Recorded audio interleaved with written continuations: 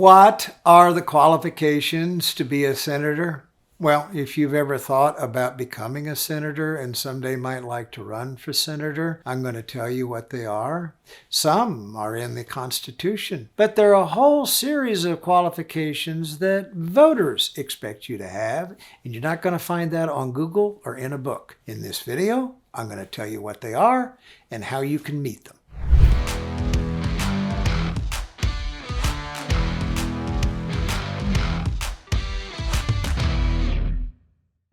In this video, we're going to talk about the written rules and the fine print on the written rules, and then we're going to talk about the unwritten rules that you're not going to find on Google or in a book. What voters expect of you and the qualifications they expect you to have in order to become a U.S. Senator before they're going to vote for you.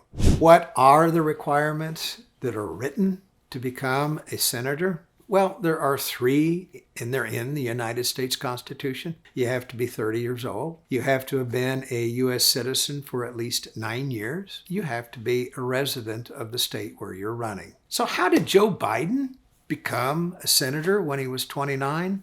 This is part of the fine print. He turned 30 before he was sworn in the following year. So technically, yes. You can win an election when you're 29, and as long as you're 30 before Inauguration Day, you too can be a U.S. Senator. Let us now talk about the expectation that voters have of you, and they're kind of what voters expect you to tell them during the course of a campaign. What makes you qualified to do the job? What gives you the right to ask for the power to make policy for an entire country, in your state, and including some local communities? What about your private and professional life gives you the maturity, the acumen, and the judgment to make those kinds of decisions on my behalf? That's what a voter is wondering, and you may have a wonderful answer, but they will expect you to give that information to them during the course of a campaign. Next thing they're going to want to know is, what about your moral code? Can you tell me? What about your values? Can you tell me that lets me know that your values are in sync with mine?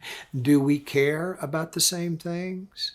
Do you care about kids and veterans and the elderly and the taxpayers or whatever group is out there? I need to know that your lifestyle, your cultural beliefs, your fundamental notions of right and wrong and good and evil are in sync with mine. They will expect you to communicate that information to them in one form or another during the course of a campaign. It is one of the qualifications they require. Third thing is a knowledge and an understanding of why you really want the job. What are you going to do with this power that you're asking me to give you? What problem are you going to solve?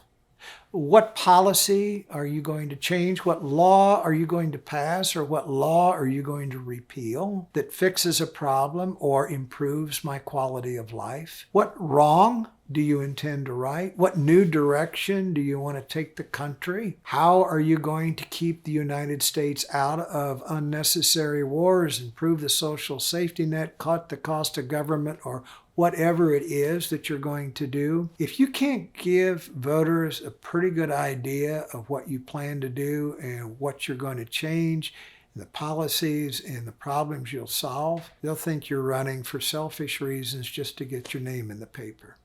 Oh, by the way, I do post videos almost once a week. If you'd like to be the first to know when I post a new one, make sure you hit that subscribe button.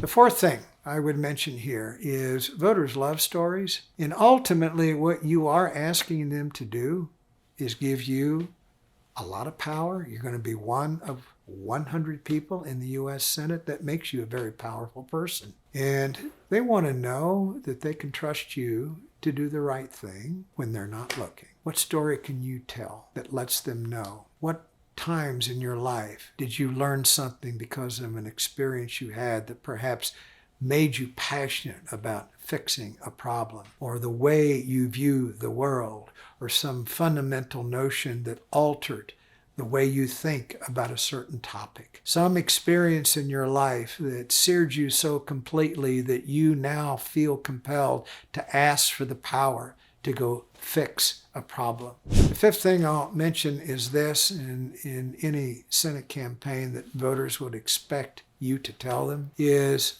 why should I pick you and not the other one? What compelling reason can you give me that paints this in black and white in terms I can easily understand? Not him, why you and not him? It is fundamental because voters love it when you make it easy for them to understand, and it's your job to make the choice easy and crystal clear.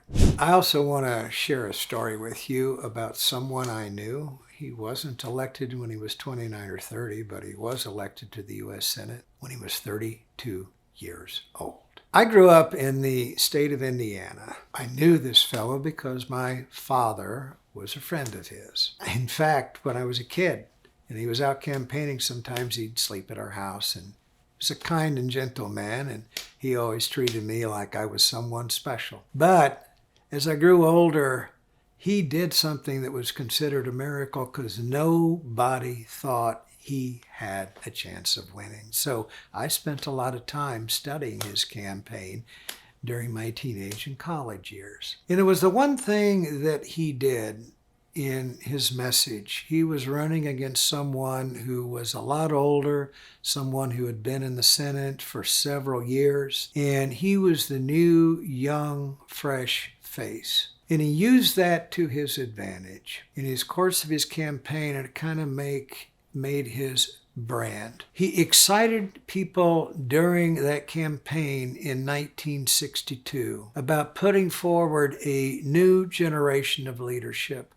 willing to bring a new passion to the direction of the country, willing to push a country forward, willing to push a country into space, willing to fight the fight to win the Cold War. And it became one of these things that even if you were somewhat inclined to vote for the older fellow in that race, he just brought such energy and passion. And the point I want to make about this is, don't let your age inhibit you or make you squeamish about running for the Senate. And in fact, we're in a time when it is time for a new generation of leadership, for younger people to step up to the plate, time for them to lead as well. So the point here is I even knew a fellow who did it in his early 30s. With the right kind of campaign and the right kind of message, you can do it too. You're going to see a link below this video. And the title of the video there is How to Win an Election. And if you're serious about how you can win an election, you might want to take a look at it because it goes into great detail about how to construct a campaign message.